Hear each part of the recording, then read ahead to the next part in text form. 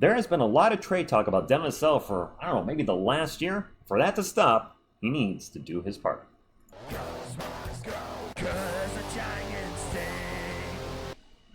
What is up, San Antonio Spurs fans? Welcome to TSR Sports. I hope you're having a great weekend. I enjoyed my day off yesterday, but we're back today to talk about the one and only Devin Vassell. Spurs fans, can Devin Vassell have a bounce-back year and shut his naysayers up? Is this a make-or-break year? Before I answer that, I think we should talk about a little bit, why do Spurs fans want Devin traded? I have a few reasons here, and if I miss any, please go, drop them a comment down below on why you think he should be traded. There's a lot of you that do, but first off, let's talk about his injury history. If we look at Devin, his last 3 seasons, he has missed 18 games, 14, and 44. That is a lot of missed time for a young player, so obviously as fans, we're going to have concerns moving forward. Can you stay on the court?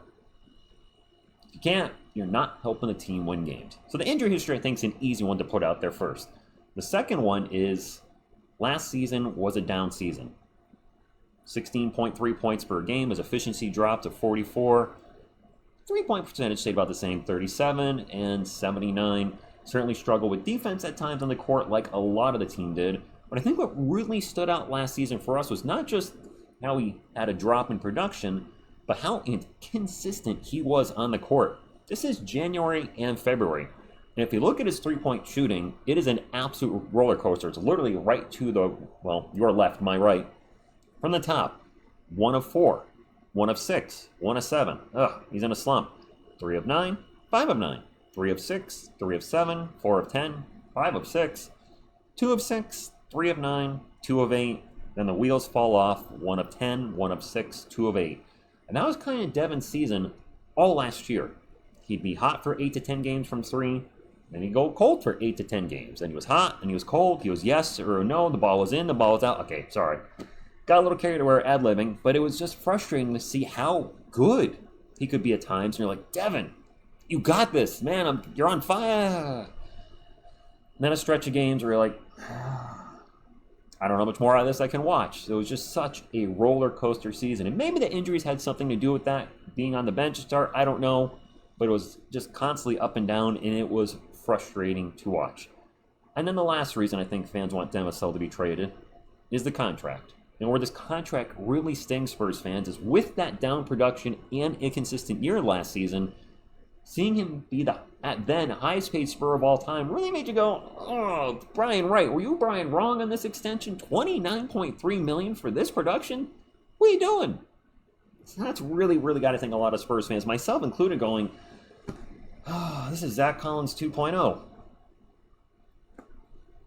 Then you look at the next 4 years, and he's making some money. 27, 27, 24 and a half, and 27. Now, the good news, Spurs fans, is the salary cap is going to go up each season, so that percentage of the cap is going to go down each season. So that contract will be much more palatable as time progresses. But it's not going to be if his production doesn't match the salary. So I think that's a big part of it, too, that contract. So to sum up, injury history, really, from our expectations, a down season last year, and then the contract itself. So there's our 3 reasons. Let me circle back to the question at the beginning. Can you have a bounce-back year? I'm going to say yes. But to do so, a couple things need to happen. You need to stay healthy. That's, I think, the number one thing with Devin Vassell, but also, I think, more consistent. And what I'd like to see out of Devin Vassell next season is something like this. First off, needs to play in 72 games at a minimum. Minimum. Nothing in the 60s, nothing in the 50s or 40s. Somewhere in the 70s, preferably more than 72, but I'll take 72 as the floor. 17 points per game might be asking for a bit much with De'Aaron Fox now on the team, a healthy De'Aaron Fox, Dylan Harper joining the squad, a probably much improved Stephon Castle in year 2. We got Luke Cornett coming in, Kelly Olynyk. We don't know what the rotations are going to be, so 17 might be a stretch. I'll settle for 15, maybe even 14, if the bottom 3 numbers are similar to that. And that's that 47 to 39, 82 split. Devin has shot 47% from the field in 1 year of his career, and he shot 39% from 3 in another. I don't think that's an unrealistic expectation to have him have 47, 39, 82, especially with the talent that's going to be around him next season. I think he should thrive. I think he should get more open shots. And that's what I'd like to see. We need guys out there that can hit the three ball because we have some guys that can't. So we need consistent three-point shooting. And if he's going to start at small forward, which all signs point to, I'm sorry, you're out of position. Your wings, guard, shooting guard, small forward, tomato, maybe not. But I want to see Devin be more efficient. And I really hope we see the best version of Devin Vassell moving forward. Because if he is his best version, Spurs fans, then that helps us twofold. Either he's helping us win games, which is the ultimate goal, right? We all want the Spurs to win, be a playoff team. Playoffs, yes. Or it helps his trade value if he was to get traded, because the Spurs take this look back and go, you know what, we have the logjam with wings and guards, etc. We don't see him part of our future plans. His trade value is higher than ever. Let's trade him, and then it's a win-win. I would rather, since he's a former lottery pick, him be a Spur for life and finds his important role with the team moving forward. But if he's not a Spur for life, then I hope he at least plays well enough that he can go somewhere and be the second option. Now, the caveat, of course, with all this trade talk, I don't know if I'm using that word right, is if he is injured next season and if he is inconsistent again, I could see the Spurs moving on from him. This video could be a total oops video if he's traded within the next few weeks and you look back on this, you're like, yo, TSR, you were wrong on that. I'm like, yep, yes I was. And, oh, hey, whatever. But if he's with the team next season, I think he will be. All signs point to he will be. I know there's those few trade rumors, but I think Keldon Devin will be here. How many times? I say this all the time. How many times has Keldon Johnson been traded in the last couple seasons? Still a Spur. Just saying. I wonder if he's going to be number 3 next season. I think Devin will be here, and I hope he's not injured. I hope he's not consistent. I hope the team... Obviously, there's a lot of hope. Old hopeful TSR, but I want to see the Spurs back in the playoffs, and for us to achieve maximum Spursiness, he needs to play well, and he needs to stay healthy. And I think he can, but it all depends on him. I will say this. Seeing the videos with him and the team, he seems to be smiling more. That's a good sign.